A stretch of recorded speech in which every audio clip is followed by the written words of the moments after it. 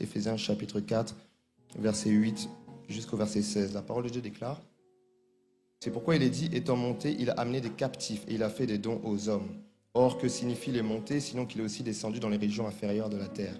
Celui qui est descendu, c'est le même qui est monté au-dessus de tous les cieux afin de remplir toutes choses. Et il a donné les uns comme apôtres, les autres comme prophètes, les autres comme évangélistes, les autres comme pasteurs et docteurs pour le perfectionnement des saints, en vue de l'œuvre du ministère et de l'édification du corps de Christ, jusqu'à ce que nous soyons tous parvenus à l'unité de la foi et de la connaissance du Fils de Dieu, à l'état d'homme fait, à la mesure de la stature parfaite de Christ, afin que nous ne soyons plus des enfants flottants et emportés à tout vent de doctrine par la tromperie des hommes, par leur ruse dans les moyens de séduction, mais que, professant la vérité dans la charité, nous croissions à tous égards en celui qui est le chef, Christ. C'est de lui et grâce à tous les liens de son assistance que tout le corps, bien coordonné et formant un solide assemblage, tire son accroissement selon la force qui convient à chacune de ses parties et s'édifie lui-même dans la charité. Quelqu'un dit avec moi, Amen. Est-ce que tu peux trouver 3 voisins, tu lui dis, vis le réveil dans une nouvelle ère. 3 voisins, vis le réveil dans une nouvelle ère.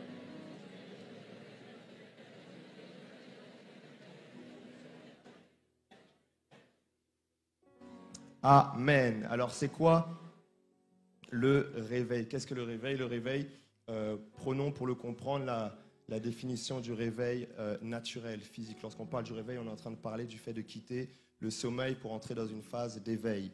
Le réveil, c'est la période dans laquelle on est en train de retrouver le fonctionnement complet du corps humain. Le réveil, c'est le moment dans lequel on est en train de voir s'activer toutes les habiletés qui ne fonctionnaient plus. Vous voyez, un être humain, il est capable de courir, mais lorsqu'il dort, il ne court pas, à moins qu'il soit somnambule. Et on va passer par la délivrance. Amen. Un être humain, il est capable de manger, il est capable de construire des bâtiments, mais quand il est en train de dormir, il ne fait rien. Le réveil, c'est lorsque l'ensemble des potentiels de l'être humain sont enfin en action et enfin actifs. Lorsqu'on parle du réveil spirituel, nous sommes en train de parler de la période, de la saison pendant laquelle Dieu permet à son Église ou à ses enfants de retrouver l'ensemble des habiletés, des dons, des talents, des qualités, de l'influence, de l'impact qu'il avait prévu pour eux. Quelqu'un dit avec moi, Amen. Le réveil, c'est lorsque nous sommes en train de quitter la dimension dans laquelle nous sommes en deçà de ce que Dieu voulait et que Dieu nous permet d'entrer à nouveau dans son plan. Quel est le plan de Dieu pour son Église? Le plan de Dieu pour son Église, c'est qu'elle puisse ressembler à Christ. Quelqu'un dit avec moi Amen. Bien-aimé, le but ultime de l'Église, c'est de ressembler à son Maître. Point. Le but ultime que Dieu veut pour nous, ce n'est pas d'abord des grands bâtiments, bien que nous avons aussi besoin des grands bâtiments. Ce n'est pas d'abord la richesse financière, bien que l'argent répond à tout, et avec l'argent, nous pourrons aussi faire la mission. Le but ultime de l'Église, bien-aimé, ce n'est pas d'abord d'influencer le monde, bien que nous sommes appelés à le faire. Mais nous sommes d'abord appelés à ressembler à Jésus. Si nous ressemblons à Jésus, nous allons influencer le monde. Et lorsque nous sommes en train de parler de cette dynamique dans laquelle l'Église est en train de ressembler de plus en plus à Jésus, nous sommes en train de voir que l'un des moyens par excellence que Dieu a pourvu, ce sont les hommes et les femmes qu'il a appelés au ministère de la parole. Éphésiens chapitre 4 que nous avons lu nous présente le fait que l'Église, oui, est appelée à grandir, à progresser et à croître. Mais la Bible présente que le moyen par lequel l'Église croît et progresse, c'est aussi grâce aux apôtres, grâce aux prophètes, aux évangélistes, aux pasteurs et aux docteurs. Dieu a pourvu des hommes et des femmes qualifiés dans le but d'emmener l'Église dans le réveil et dans sa ressemblance. Autrement dit, nous ne pouvons pas décemment parler de réveil sans parler des 5 ministères de la parole. Si nous sommes en train de parler d'un nouveau réveil et d'une nouvelle ère, nous sommes en train de dire qu'il y a quelque chose que Dieu est en train de faire dans l'écosystème des ministres de l'Évangile. Et nous devons comprendre ce que Dieu veut faire si nous ne voulons pas passer à côté. Bien-aimés, à chaque fois que vous voyez un réveil, vous voyez un ministre de Dieu, un instrument de Dieu, une personne par qui Dieu est passé pour pouvoir accomplir le réveil. Je vais même aller plus loin. Je vais dire, il n'y a pas de réveil sans ministre de la parole. Amen. Ça n'existe pas. Et même les grands revivalistes que nous voyons sont en fait des personnes qu'on appelle revivalistes, mais qui étaient soit des apôtres, des prophètes, des pasteurs, etc.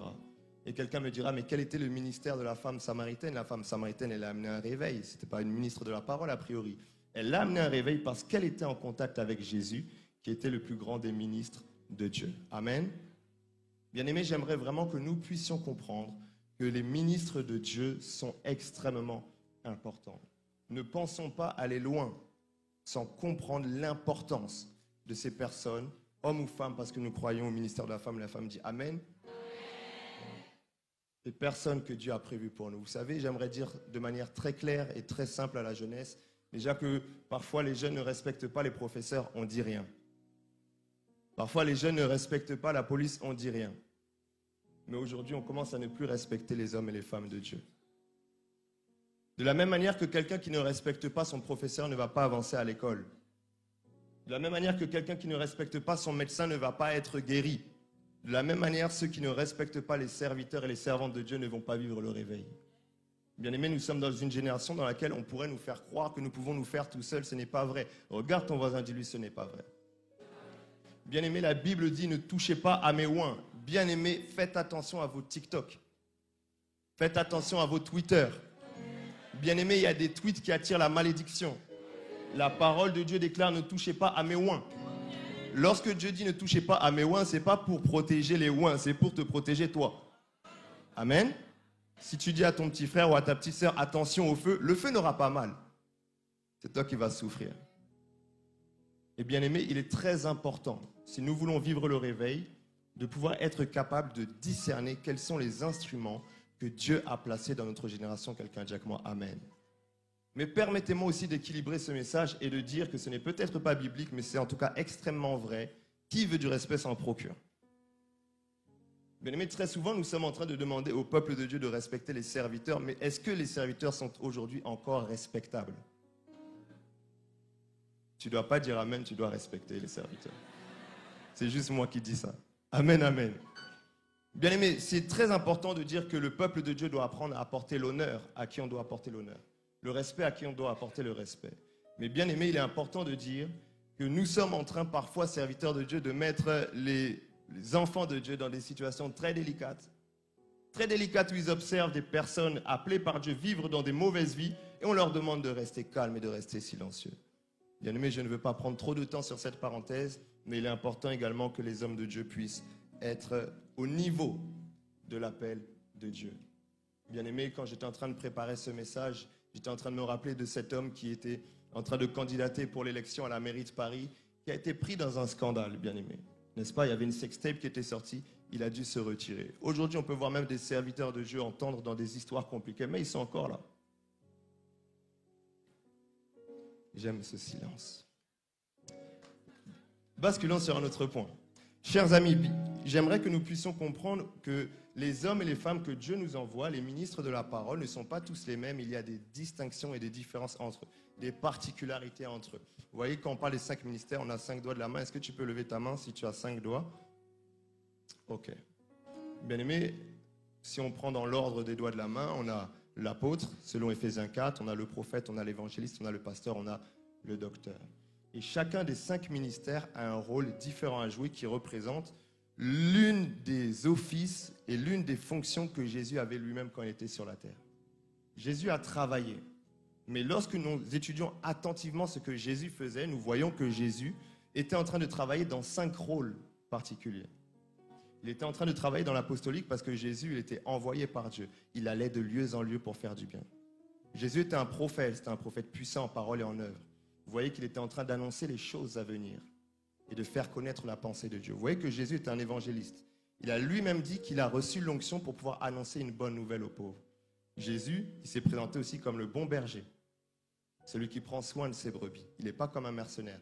Mais Jésus est également un docteur et un enseignant de la parole. Amen. Chacun des 5 ministères est la continuité de l'œuvre que Jésus avait commencée sur la terre. Et chacun des 5 ministères fera l'œuvre que Dieu lui a demandée avec une particularité, avec une fibre, avec une compétence différente, avec un fardeau différent. Par exemple, lorsque nous parlons de l'apôtre, on aime bien dire que l'apôtre, par exemple, c'est celui qui aime l'Église. Le prophète, c'est celui qui aime Dieu. L'évangéliste, c'est celui qui aime les âmes. Le pasteur, c'est celui qui aime les brebis. Le docteur, c'est celui qui aime la parole de Dieu. Chacun des 5 ministères aura également des atouts, des compétences particulières. Nous voyons l'apôtre à qui Dieu va donner une sagesse pour bâtir. Le prophète qui aura l'atout de la spiritualité. L'évangéliste qui aura un zèle débordant. Nous voyons le pasteur qui aura un cœur pour prendre soin des âmes. Nous voyons également le docteur qui aura la connaissance. Chacun des 5 ministères aura un rôle et des particularités différentes. Chacun des 5 ministères, bien-aimés, ne fonctionnera pas comme l'autre, mais fonctionnera selon la fréquence que Dieu a prévue pour lui. Et c'est très important que nous puissions comprendre ça en introduction. Le thème du message que je souhaiterais apporter, c'est le dernier ministère. Quelqu'un dit avec moi le dernier ministère. Lorsque je parle du dernier ministère, je ne suis pas en train de dire que c'est un ministère qui n'existait pas et qui arrive maintenant.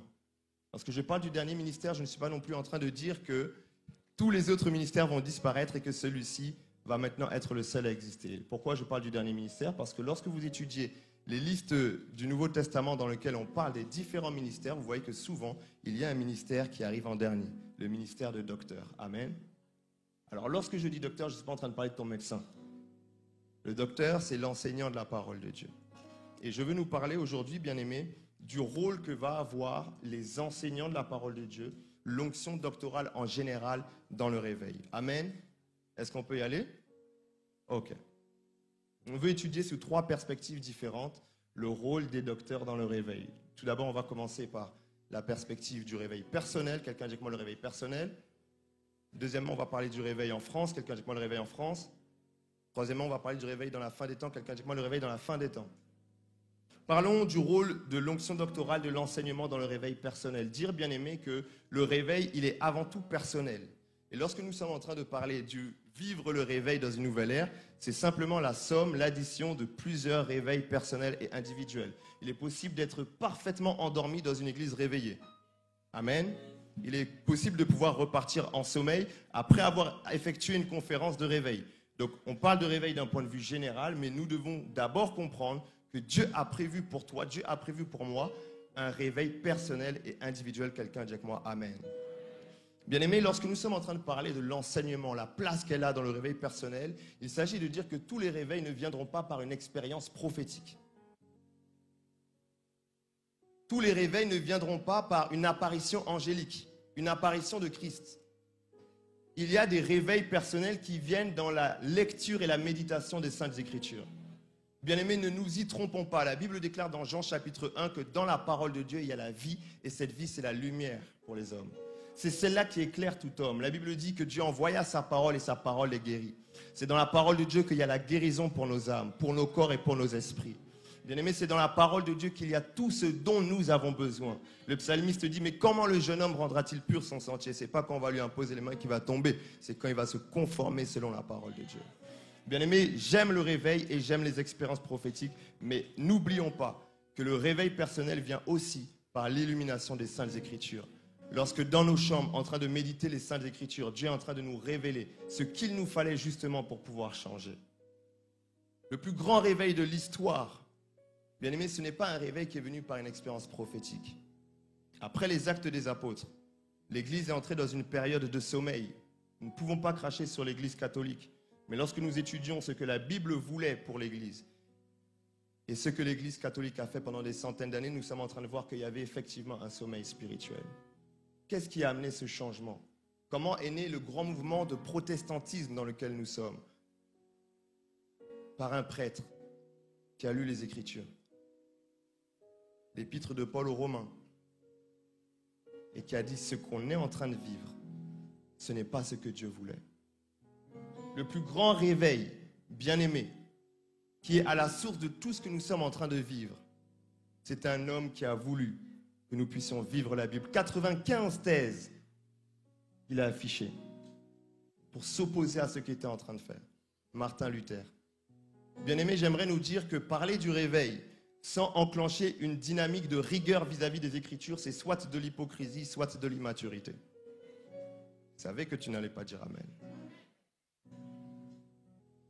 Je vais même aller plus loin et je dirais que Martin Luther serait déçu de beaucoup d'églises de réveil. Il dit donc moi, j'ai risqué ma vie, j'ai été excommunié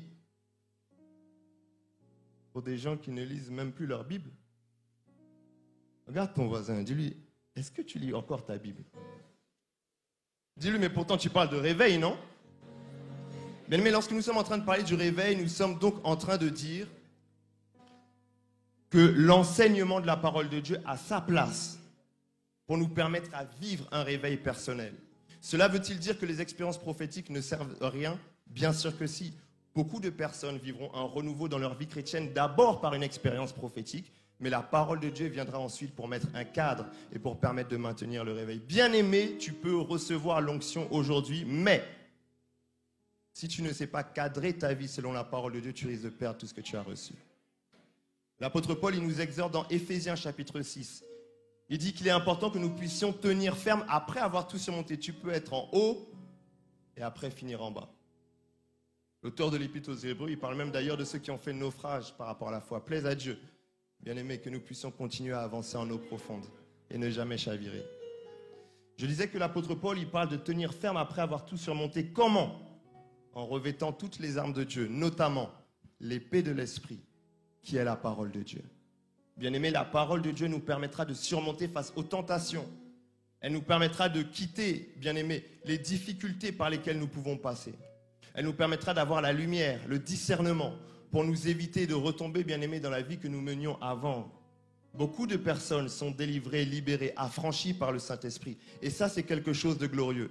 Mais qui, à cause d'un manque de renouvellement de l'intelligence, retournent se livrer entre les mêmes mains du diable qui les avait tenus captifs pendant des années. Et cela, c'est quelque chose, bien aimé, qui est très important. Sachons que pour vivre un réveil personnel, cela ne se fera pas sans la parole de Dieu. Amen, amen. Deuxième perspective que nous voulons étudier, je vais vite parce que nous voulons prendre le temps de prier. J'étais en train de dire à ma femme tout à l'heure, il faut qu'on finisse l'onction aujourd'hui. C'est le dernier jour de la Cogéraf. Oh, j'ai vu des visages.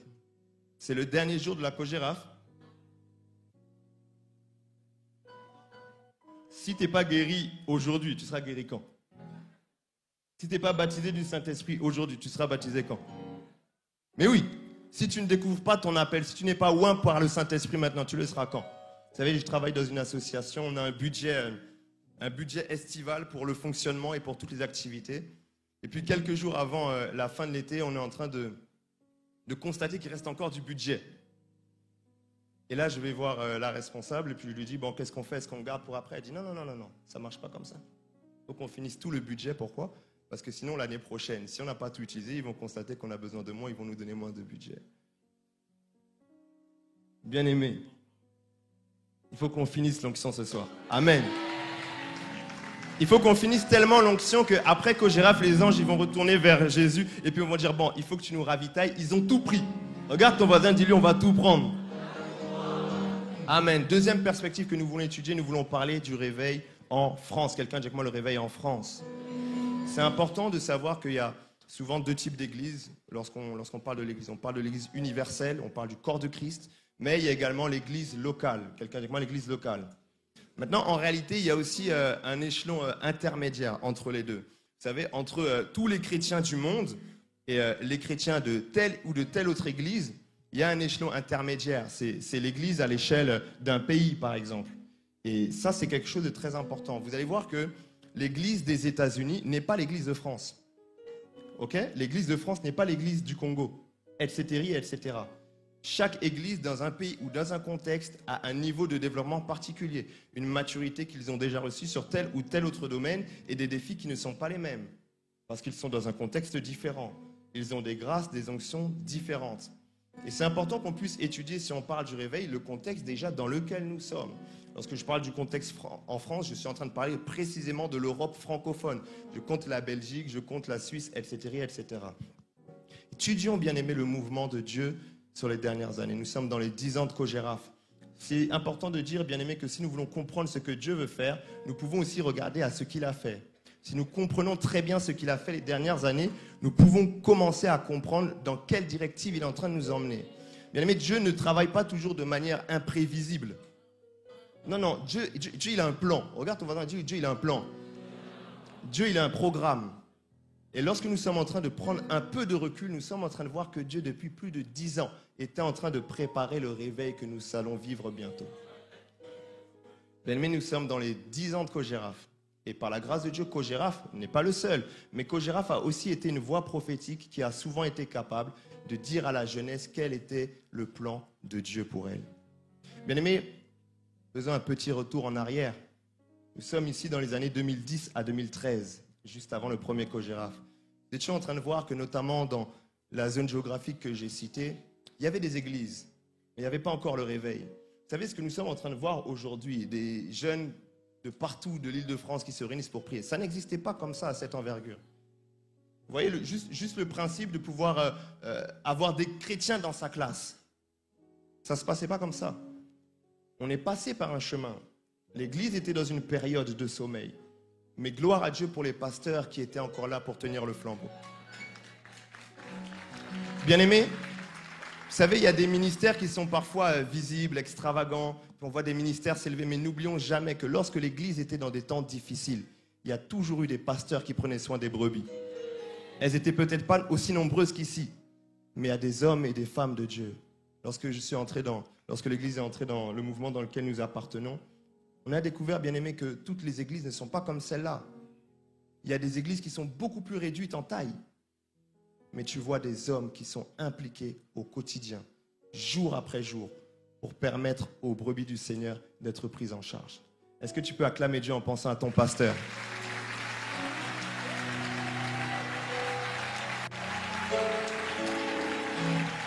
Et puis, boum, nous arrivons en 2012-2013, nous voyons que Dieu a commencé à renouveler l'intelligence et à nous permettre de comprendre que mais il n'y a pas que les âmes de l'intérieur, il y a aussi ceux de l'extérieur. Et rappelez-vous, c'est là que nous avons vu un fort vent de l'esprit qui a emmené les jeunes dans l'évangélisation. Des mouvements d'évangélisation formidables ont pris place en France, en Île-de-France, dans les métros, dans les gares. Tu ne pouvais pas marcher à Paris, dans une gare, et voir un piano qui n'était pas occupé par des chrétiens. Même s'ils jouaient mal, ils jouaient quand même. Même s'ils chantaient mal, ils chantaient quand même. Et dans les métros, même s'ils n'écoutaient pas, ils prêchaient quand même. Parce que Dieu a emmené une vague, un vent, un désir pour l'évangélisation. Nous étions dans la pastorale, le Seigneur, par son esprit, a ajouté un vent d'évangélisation à l'Église. Et nous bénissons Dieu pour le travail qui a été fait. Beaucoup d'entre nous ici, je le sais, se sont convertis dans cette période et grâce à ce travail d'évangélisation qui a été fait.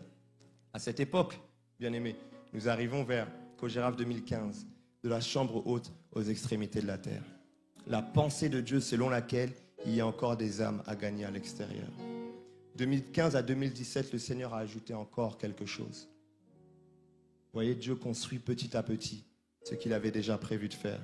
Et vous voyez que Dieu a commencé à ajouter le goût pour le prophétique. Bien aimé, encore une fois, rappelez-vous qu'aujourd'hui, des jeunes qui disent « Dieu m'a dit, c'est quelque chose qui est normal ». En 2015, ce n'était pas quelque chose qui était normal. On cherchait le prophétique. Quand quelqu'un avait une vision, c'est quelque chose d'extraordinaire. Aujourd'hui, tout le monde a des visions. Tout le monde a des songes. Il y a même, ils ont le temps d'avoir et des vrais songes et des songes qui ne sont pas vrais. Avant, il n'y avait aucun des deux. Et tu vois comment Dieu a amené cette sensibilité spirituelle, cette sensibilité prophétique, cette capacité à comprendre sa voix de diverses manières. Et voilà que la jeunesse française se retrouve avec des pasteurs, la pensée de l'évangélisation et la capacité à prophétiser. Bien-aimé, Dieu a amené à ce moment également la vague apostolique, Cogéraf 2017, l'émergence d'une jeunesse prophétique et conquérante. Les prophétiques et l'apostolique. À cette saison, vous avez vu beaucoup de jeunes comprendre que c'est bien de gagner les âmes, mais c'est mieux aussi de gagner des territoires. C'est là que vous avez vu des jeunes commencer à créer des entreprises chrétiennes, parce qu'on veut gagner les âmes, mais on veut gagner des secteurs. C'est là où vous avez vu qu'on a commencé à vouloir investir dans la mode. Vous avez vu qu'on a commencé à avoir beaucoup créé leurs médias, leur chaîne YouTube. Ils ont voulu influencer par les réseaux sociaux parce qu'on voulait gagner les réseaux sociaux. Ce n'était pas TikTok à l'époque. C'était autre chose. Et bien aimé, nous sommes en train de voir combien Dieu a avancé et avancé avec son Église.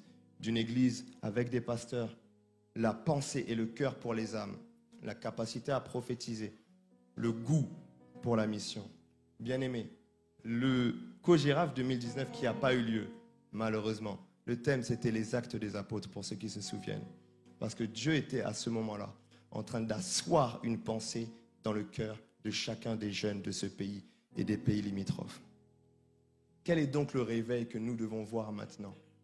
Quel est donc le dernier ministère?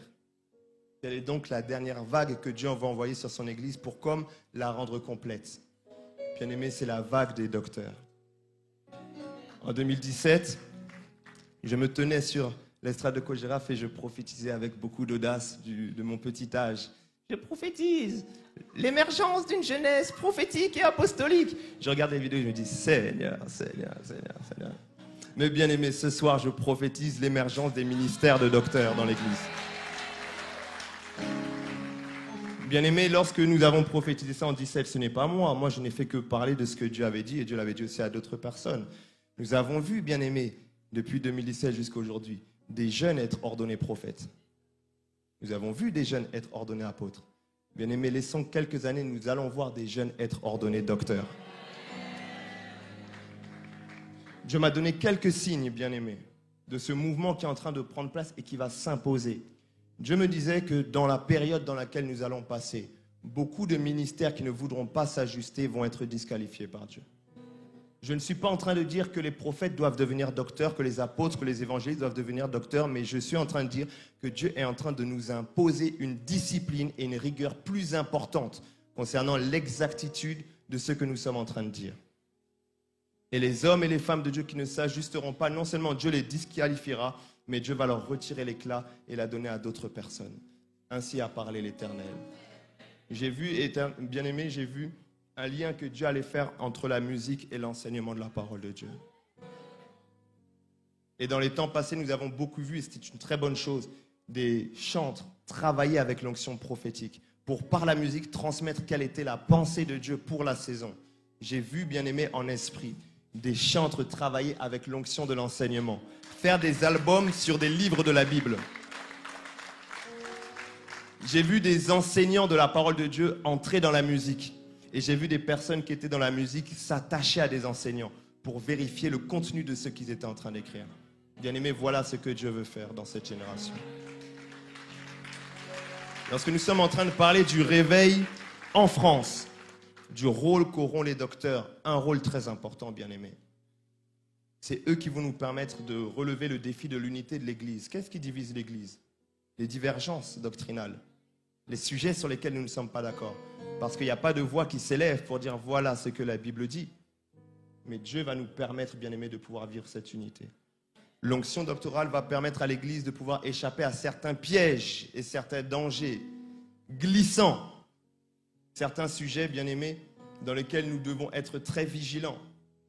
Et bien aimé, je ne vais pas entrer en détail là-dessus. Mais je nous dis que l'Église a un grand défi concernant l'éthique financière, bien aimé. Je ne vais pas prêcher, désolé. Amen, amen. Mamma mia, le temps passe à vive allure. Troisième perspective, le réveil de la fin des temps. Quelqu'un dit moi le réveil de la fin des temps. Non, tu ne l'as pas bien dit. Redis le réveil de la fin des temps. Bien aimé, lorsque nous sommes en train d'étudier la Bible, nous sommes en train de voir que les temps ne se valent pas. Il y a une période dans laquelle nous sommes déjà entrés qu'on appelle la fin des temps. Et lorsque nous sommes en train de parler du réveil, nous l'avons tous déjà entendu, cette fameuse expression, le réveil des temps de la fin, le dernier réveil. Il est important qu'on puisse essayer de comprendre de quoi il s'agit. Lorsque nous sommes en train d'étudier la Bible et le sujet du réveil, nous voyons qu'il y a plusieurs images du réveil dans la Bible, notamment l'image de la pluie. Quelqu'un dit avec moi la pluie. Le livre de Joël, c'est le prophète Joël qui prophétise dans tout son livre sur le réveil. Vous voyez qu'il y a une phrase qui est très intéressante lorsqu'il parle du mouvement que Dieu voulait faire avec l'Église. Il dit que Dieu enverra en son temps la pluie de la première et la pluie de l'arrière-saison. Je vais nous retrouver ce passage, sinon on va dire, mais le gars, qu'est-ce qu'il nous dit là? Il nous raconte ces trucs. Joël chapitre 2, verset 23. « Et vous, enfants de Sion, soyez dans l'allégresse et réjouissez-vous en l'Éternel votre Dieu, car il vous donnera la pluie en son temps. Il vous enverra la pluie de la première et de l'arrière-saison, comme autrefois. » Qu'est-ce que la pluie de la première et qu'est-ce que la pluie de l'arrière-saison? Lorsque le peuple de Dieu ou l'ensemble des pays de ce temps avait pour objectif de cultiver, il s'appuyait sur le contexte météorologique qui permettait deux choses. La pluie de la première saison avait la capacité de pouvoir rendre la terre ensemençable. Elle préparait la terre pour que la terre puisse recevoir la semence. Et lorsque la semence était plantée, il fallait que, quelque temps après, une seconde saison de pluie arrive, qu'on appelle la pluie de l'arrière-saison, qui, celle-là, n'avait pas pour vocation de toucher d'abord la terre, mais avait pour vocation de toucher le grain. Cette pluie avait pour but de rendre le grain mature. Et ça, c'est l'image, bien aimée, du réveil des premiers temps de Actes des Apôtres et du réveil des temps de la fin dans lequel nous sommes déjà entrés. Bien aimé, dans les premiers temps, il s'agissait d'un réveil qui avait pour but de préparer la terre à recevoir l'évangile. Le premier réveil, les premiers réveils que nous avons connus, bien aimé, c'était des réveils qui avaient pour but de permettre à l'évangile d'entrer dans la terre. Il travaillait le monde, il travaillait le cœur de ceux qu'ils ne connaissent pas. Et vous êtes en train de voir, bien aimé, que dans la Bible, les premiers temps, nous voyons, bien aimé, le ministère d'apôtres. Et nous voyons le ministère d'évangéliste occuper une place prépondérante. Parce que ce sont des ministères qui vont à l'extérieur pour aller gagner. Ce sont des ministères qui touchent la terre. Mais lorsque nous sommes en train d'étudier le réveil des temps de la fin, nous sommes en train de voir qu'il a pour but non pas d'abord de toucher la terre, mais de permettre au grain d'être mature. Bien aimé, l'un des signes qui permettra le retour de Jésus et l'enlèvement, c'est la maturité de l'Église. Jésus viendra récupérer une Église forte, mature, sans tache, sans défaut, ni ride. Et voilà pourquoi le dernier réveil, le réveil des temps de la fin, donnera une place prépondérante aux ministères qui rendent l'Église mature, à savoir notamment le ministère de docteur. Bien aimé, autant dans les premiers temps, nous avons vu beaucoup d'apôtres et beaucoup d'évangélistes pour gagner, répandre l'évangile partout dans le monde. Dans les derniers temps, bien aimé, nous allons voir beaucoup de docteurs parce que Dieu est en train de préparer son Église. Et bien aimé, lorsque vous serez en train de voir cette onction prendre place, sachez que le Seigneur est à la porte. Sachez qu'il reviendra bientôt et préparons nos vies. Amen. Regarde ton voisin, dis-lui, Jésus revient bientôt.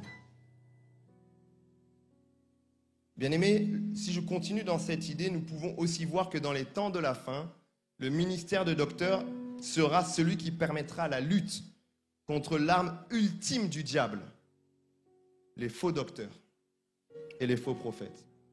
Bien-aimés, la Bible l'a dit.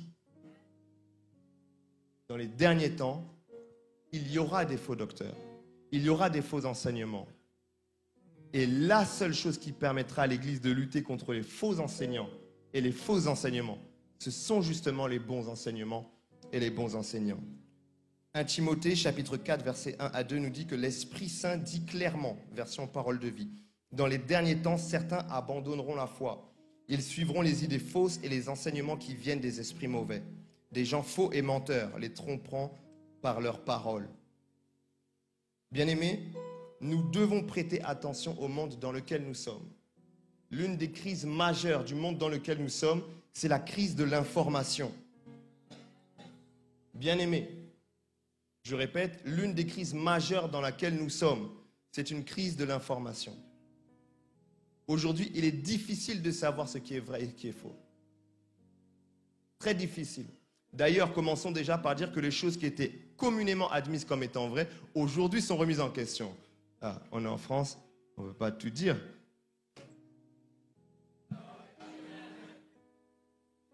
Quelqu'un disait que Dieu n'a jamais créé Adam et Steve.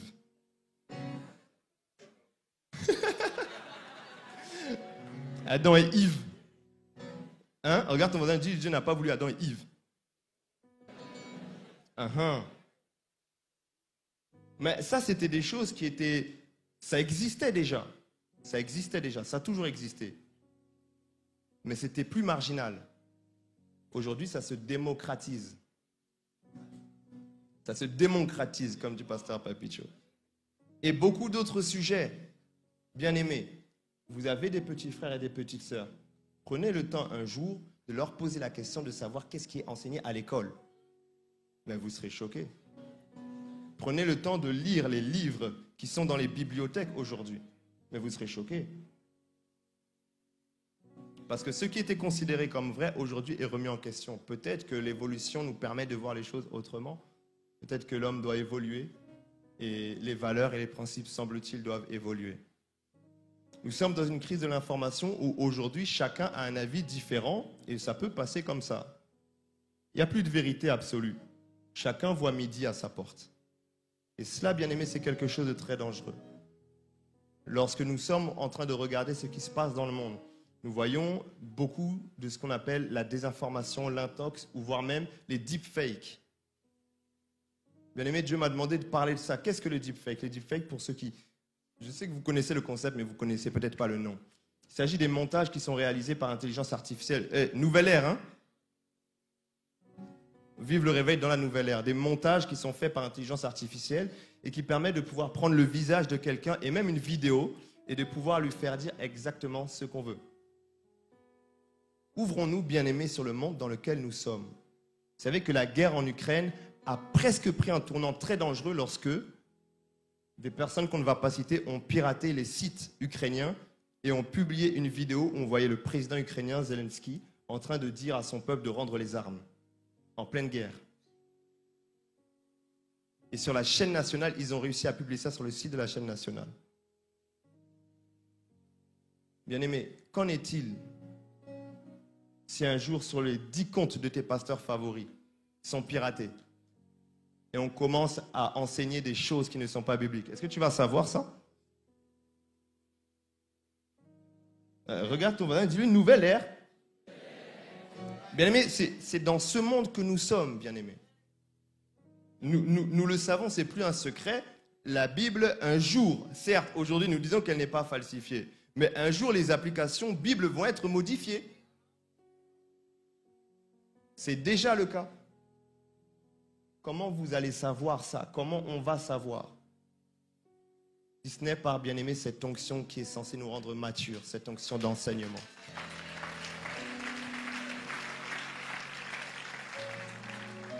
Je veux conclure rapidement, bien-aimé, en disant qu'ici, je me permettais simplement d'exposer ce que Dieu m'a dit concernant le mouvement qui va prendre place, bien-aimé.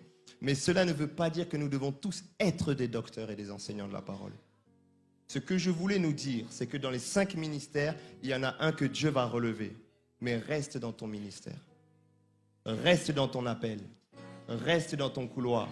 Ici, j'étais en train de nous dire, bien-aimé, qu'il y a des personnes qui peuvent fonctionner différemment, mais qui sont de Dieu. Moi, bien-aimé, lorsque j'ai commencé... Pasteur Fabi, tu rigoles déjà. Moi, on ne pouvait pas me mettre à la veillée. Hein. Vous alliez dormir. Vous alliez dormir. Pourquoi? Parce que je sentais l'appel pour enseigner.